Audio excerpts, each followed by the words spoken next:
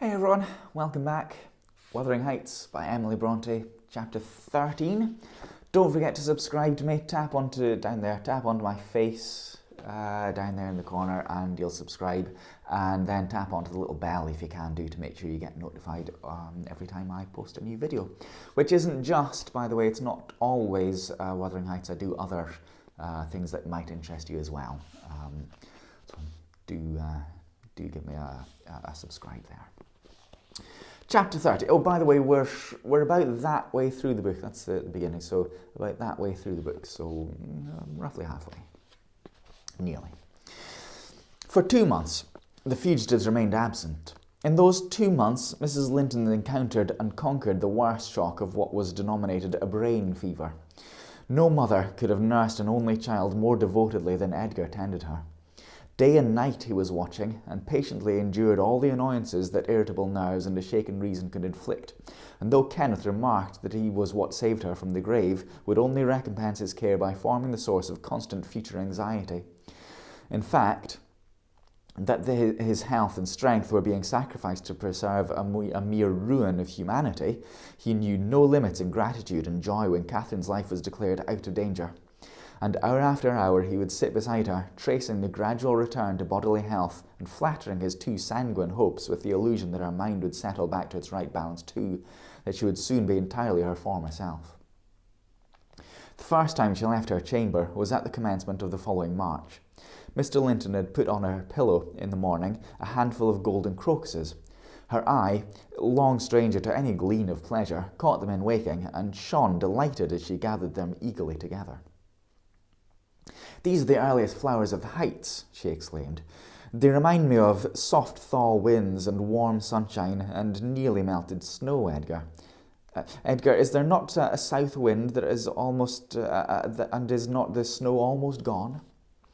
"The snow is quite gone down here, darling," replied her husband, "and I only see 2 white spots on the whole range of the moors. The sky is blue and the larks are singing and the becks and brooks are full and brim, or all brim full, I should say. Catherine, last spring at this time I was longing to have you under this roof. Now I wish you were a mile or 2 up those hills. The air blows so sweetly, I feel that it would cure you."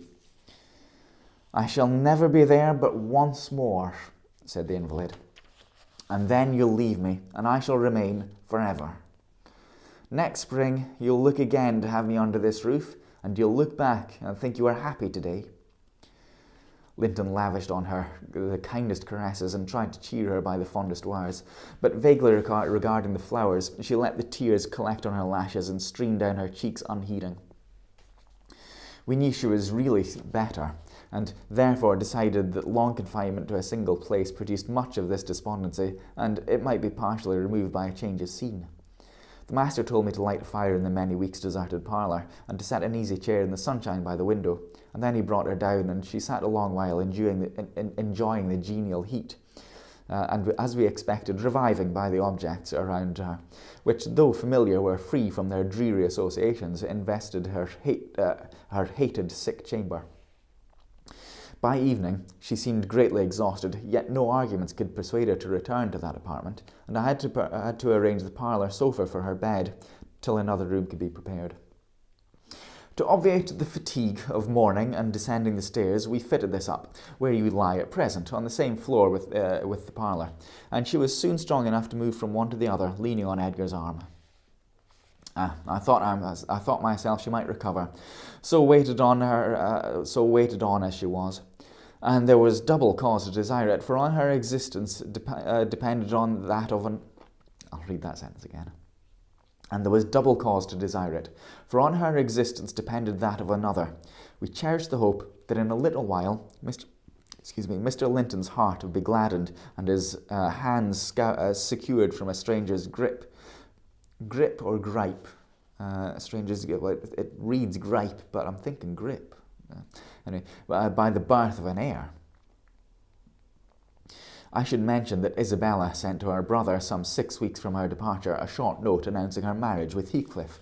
It seemed dry and cold, but at the bottom was dotted in with pencil an obscure apology, and an entreaty for kind remembrance and reconciliation, if her proceeding had offended him, asserting that she could not help it then, and being done, she had no power to repeal it.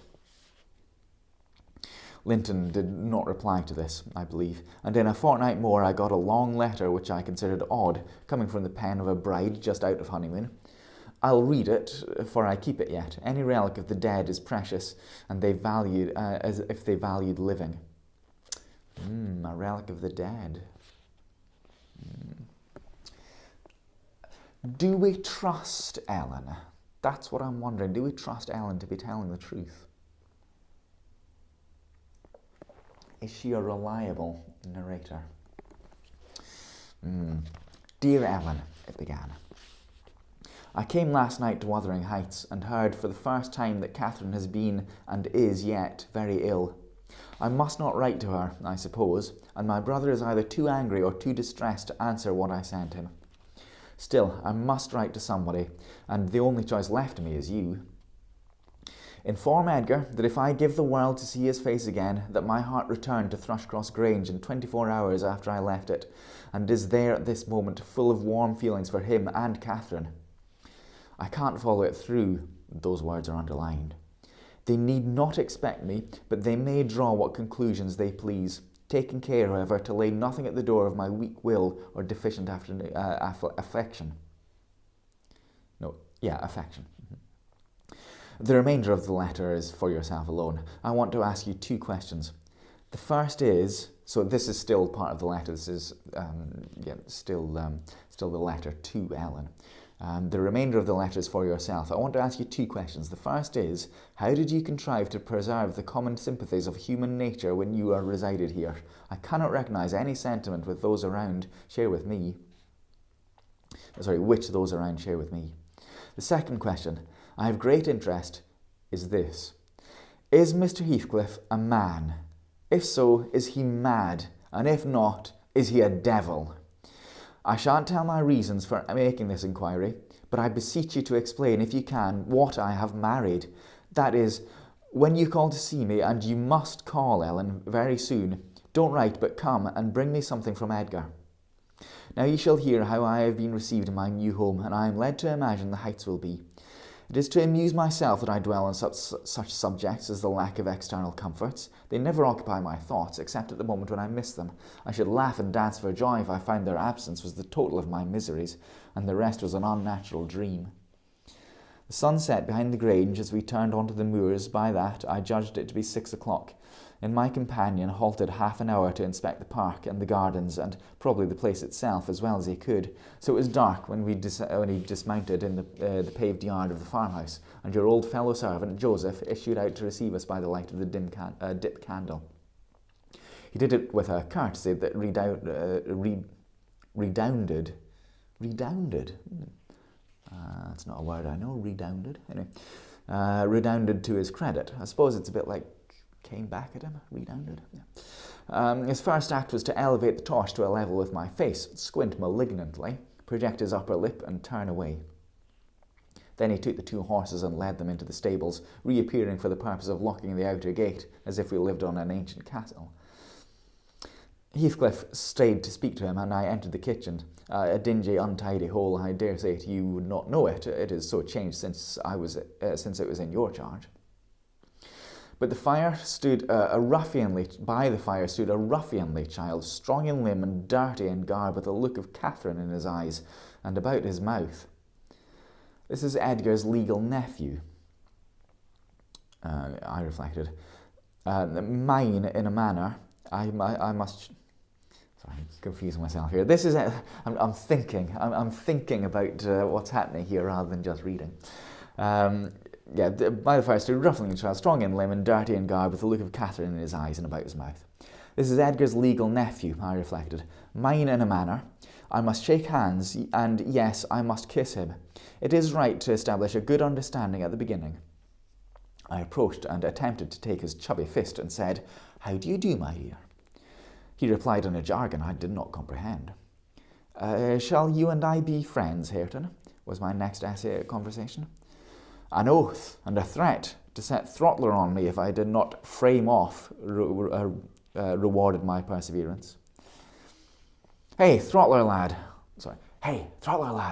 whispered the little wretch, rousing a half-bred bulldog from its lair in the corner. Now wilt be gangin'? He asked authoritatively. And Wilta began. Love for my life urged a compliance. I stepped over the threshold to wait till the others should enter. Mr. Heathcliff was nowhere visible, and Joseph, whom I followed to the stables and requested to accompany me in, after staring and muttering to himself, screwed up his nose and replied, Mim, did ever Christian body I hear out like it, minching and munching, ha, can I tell you what you say? I say I wish you to come to me into the house, I cried, thinking him deaf, yet highly disgusted by his rudeness. Nor na me. Getting sus. I apologise for my Yorkshire. Nor na me. Getting somewhat else to do, he answered, and continuing his work, moving his lantern jaws meanwhile, and surveying my dress and countenance, the former a great deal too fine, but the latter, I am sure, as sad as he could desire, with sovereign contempt. I walked round the yard and through a wicket to another door, at which I took the liberty of knocking in hopes that some more civil servant might show himself. After a short suspense, it was opened by a tall, gaunt man, without neckerchief, and otherwise extremely slovenly. His features were lost in masses of shaggy hair that hung on his shoulders, and his eyes, too, were like a ghostly Catherine's, with all their beauty annihilated. I can't stand tall, gaunt men without neckerchiefs and with long, shaggy hair that hang on their shoulders. How uncouth. What's your business here? He demanded grimly. Who are you? My name was Ellis Linton, I replied. You've seen me before, sir. I'm lately married to Mr. Heathcliff, and he has brought me here, I suppose by your permission. Has he come back, then? Asked the hermit, glaring like a hungry wolf. Yes, we came just now, I said, but he left me by the kitchen door, and when I should have gone in, your little boy played sentinel over the place and frightened me off with the help of a bulldog.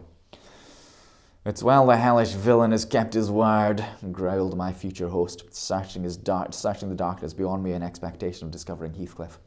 And then he indulged in a soliloquy of execrations and threats of what he would have done had the fiend deceived him. I repented, having tried this second entrance, and was almost inclined to slip away before he finished cursing, but ere I could execute that intention, he ordered me in, and shut and refastened the door. Let's have a little sip of water again. What a place, eh? What a place to go to.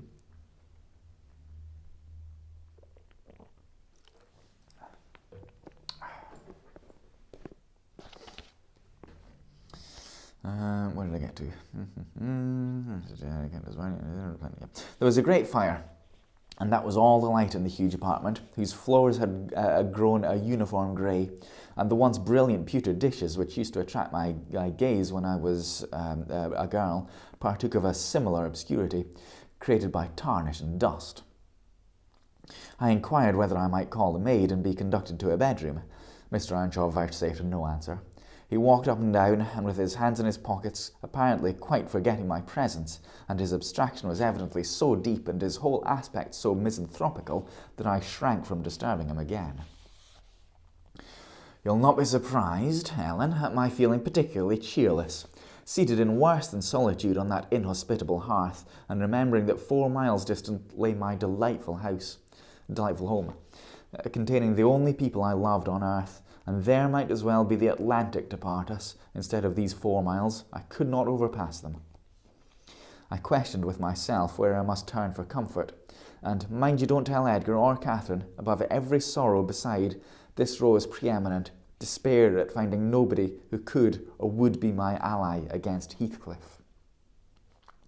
I had sought shelter at Wuthering Heights almost gladly, because I was secured by that arrangement from living alone with him, but he knew the people were coming amongst, and he did not fear their intermeddling. Ooh, that's a good word, intermeddling. I'm going to have to use that. Quit your intermeddling. I sat and thought a doleful time. The clock struck 8 and 9, and still my companion paced to and fro, his head bent on his breast, and perfectly silent, unless a groan or a bitter ejaculation forced itself out at intervals.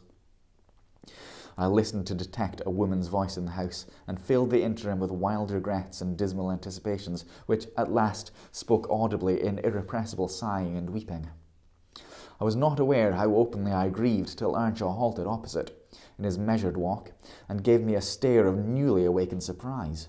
Taking advantage of his recovered attention, I exclaimed, "I'm tired of my journey, and I want to go to bed. Where's the maidservant? Direct me to her, as she won't come to me." "We have none," he answered. "You must wait on yourself." "Where must I sleep, then?" I sobbed. I was beyond regarding self-respect, weighed down by fatigue and wretchedness. "Joseph will show you Heathcliff's chamber," said he. "Open that door, he's in there." I was going to obey, but he suddenly arrested me and added in the strangest tone, "Be so good as to turn your lock and draw your bolt. Don't omit it."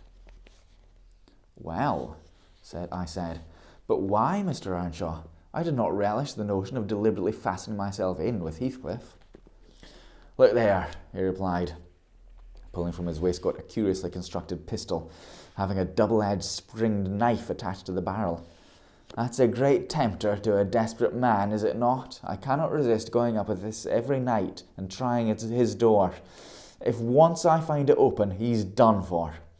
I do it invariably, even though the minute before I have been recalling 100 reasons that should make me refrain. It is some devil that urges me to thwart my own schemes by killing him. You fight that devil for love as long as you may. When the time comes, not all the angels in heaven shall save him." I surveyed the weapon inquisitively. A hideous notion struck me. How powerful I should be possessing such an instrument. I took it from his hand and touched the blade. He looked astonished at the expression my face assumed during the brief second. It was not horror, it was covetousness. He snatched the pistol back jealously, shut the knife, and returned it to its concealment. "I don't care if you tell him," said he. "Put on his guard and watch for him. You know the terms we are on, I see. His danger does not shock you." "What has Heathcliff done to you?" I asked. "In what has he wronged you to warrant this appalling hatred? Wouldn't it be wiser to bid him quit the house?" "No!" thundered Earnshaw. "Should he offer to leave me, he's a dead man. Persuade him to attempt it, and you are a murderess. Am I to lose all without a chance of retrieval? Is Hareton to be a beggar? Oh, damnation, I will have it back, and I'll have his gold too, and then his blood. And hell shall have his soul. It'll be 10 times blacker with the guest than it ever was before." "You've acquainted me, Ellen, with your old master's habits. He is clearly on the verge of madness. He was so last night, at least. I shuddered to be near him, and thought on his servant's ill-bred moroseness as comparatively agreeable. He now recommenced his moody walk, and I raised the latch and escaped into the kitchen. Joseph was bending over the fire, peering into a large pan that swung above it, and a wooden bowl of oatmeal stood on the settle close by. The contents of the pan began to boil, and he turned to plunge his hand into the bowl. I conjectured that this preparation was probably for our supper, and being hungry, I resolved it should be eatable. So, crying out sharply, "I'll make the porridge," I removed the vessel out of his reach, and proceeded to take off my hat and riding habit. "Mr. Earnshaw," I continued, "directed me to wait on myself. I will. I'm not going to act the lady among you, for I fear I would starve." "Good Lord," he muttered, staring down and stroking his ribbed stockings from the knee to the ankle. "If they's to be fresh offerings, just when I'm getting used to 2 maisters, if I mean have a mistress set o'er my head, it's like time to be flitting. I never did think to say today at our mud lave thawed place, but that it's nigh at hand." This lamentation drew no notice from me. I went briskly to... Basically, that means if he's got 2 masters now, a master and a mistress, he's thinking of leaving, just in case he couldn't instantly understand my perfect Yorkshire. I went briskly to work, sighing to remember a period when it would have been all merry fun, but compelled speedily to drive off the remembrance. It racked me to recall past happiness, and the greater peril there was of conjuring up its apparition, the quicker the thibble ran round, and faster the handfuls of meal fell into the water. Joseph beheld my style of cookery with growing indignation. "There," he ejaculated, "Hareton, the willing sup thy porridge to neat. They'll be nowt bud lumps as big as maw knave. There again, I'd fling in bowl and all if I were ya. They're pale till gulp off on the lay done with. Bang bang, it's a mercy the bottom isn't deeved at. I don't know.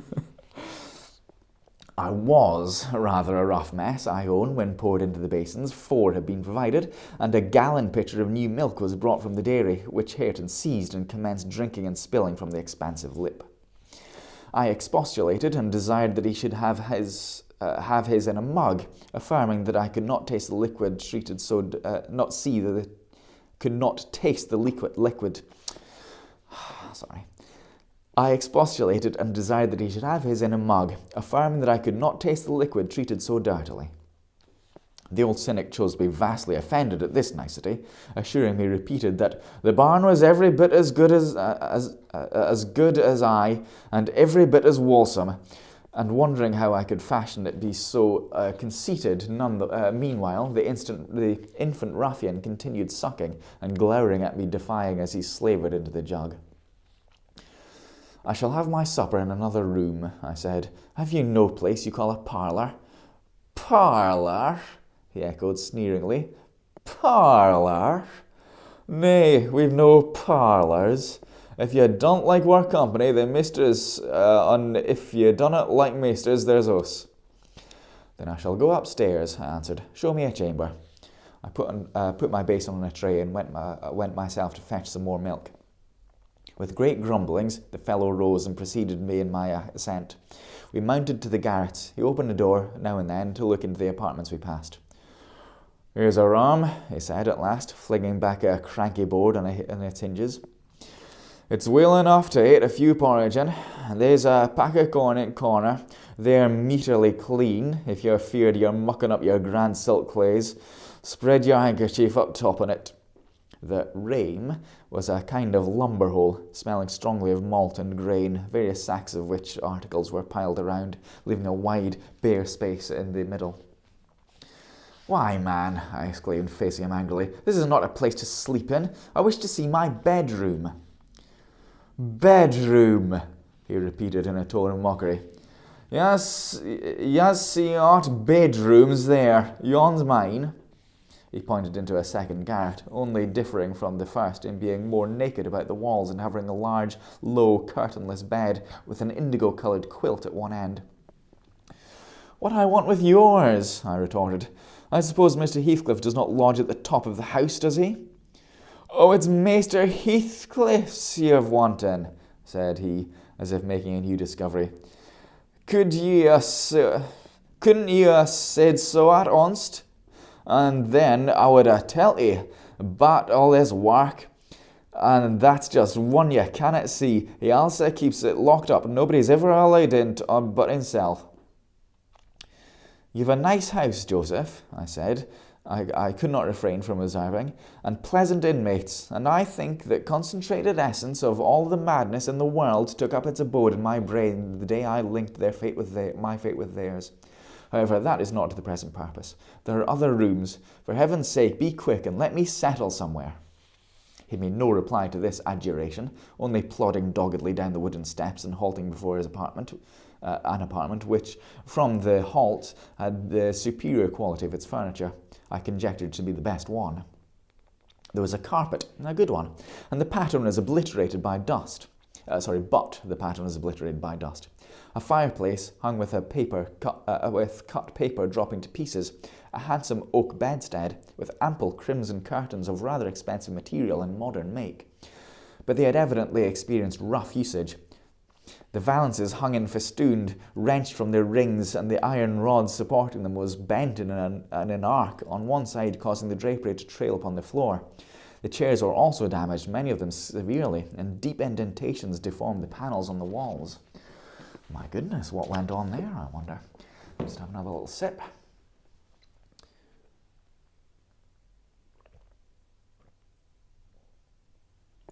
Or two.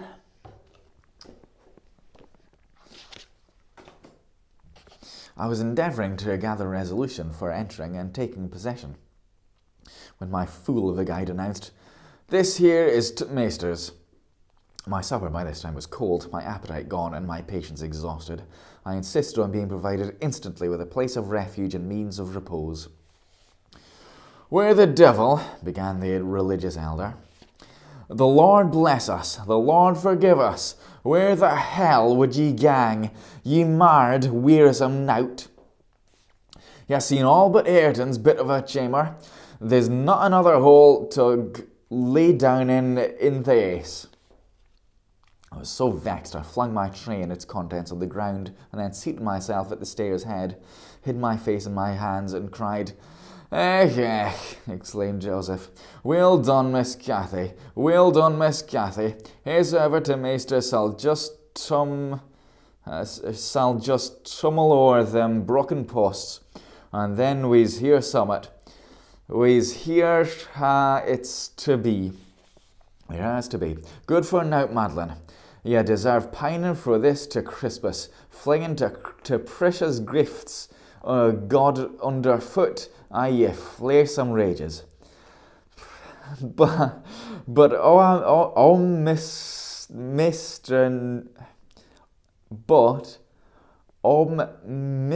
N, if ye shrew your spirit long. Will Heathcliff bide such bonny ways, ye think? Nobbut wish he mut cotch i that plisky. Nobbut wish he may." Plisky? What? Cotch? And so he went scolding to his den beneath, taking the candle with him, and I remained in the dark. The period of reflection succeeding this silly action compelled me to admit the necessity of smothering my pride and choking my wrath, and bestirring myself to remove its effects. An unexpected aid presently appeared in the shape of Throttler, whom I now recognised as a son of our old skulker, and choking my wrath, and it spent its whelped at the Grange, and I was given by my father to Mr. Hindley. I fancy it knew me. It pushed its nose against mine by way of salute, and then hastened to devour the porridge, while I groped from step to step, collecting the shattered earthenware and drying the splutters of milk from the banisters with my pocket handkerchief. Our labours were scarcely over when I heard Earnshaw's tread in the passage. My assistant tucked in his tail and pressed to the wall. I stole into the nearest doorway. The dog's endeavours to avoid him was unsuccessful, as I guessed by a scutter downstairs and a prolonged piteous yelping. I had better luck. He passed on, entered his chamber and shut the door. Directly after, Joseph came up with Hareton to put him to bed.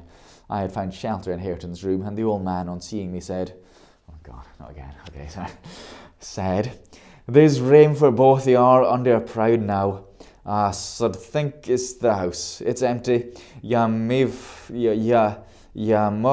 it yourself, and him as Alice makes a third is such ill company." Gladly did I take advantage of this intimation, and the minute I flung myself into the chamber by the fire, I nodded and slept. The slumber was deep and sweet, though over far too soon. Mr. Heathcliff awoke me as he had just come in, and demanded in his loving manner what I was doing there. I told him by the cause of my staying up late that he had the key of our room in his pocket. The adjective "our" gave mortal offence. He swore it was not ever, should not be mine, and but I'll not repeat his language, nor describing his habitual conduct. He is ingenious and unresting in seeking to gain my abhorrence. I sometimes wonder at him with an intensity that deadens my fear, yet I assure you, a tiger or a venomous serpent could not rouse terror in me equal to that which he wakens. He told me of Catherine's illness, and accused my brother of causing it, promising that I should be Edgar's proxy in suffering till he could get a hold of him. I do hate him. I am wretched. I have been a fool. Beware of uttering one breath of this to anyone at the Grange. I shall expect you every day. Don't disappoint me. Isabella. End of chapter 13. So, what's Heathcliff gone and done? He's basically captured Isabella, hasn't he?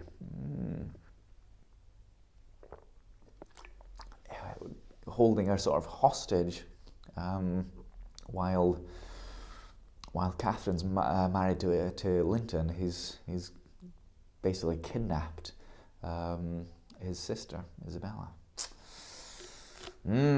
Is he a man or is he a devil indeed? We'll see. Join me again for the next part. Thanks for watching, and thanks for subscribing. And if you want to make any comments, just type into the box below.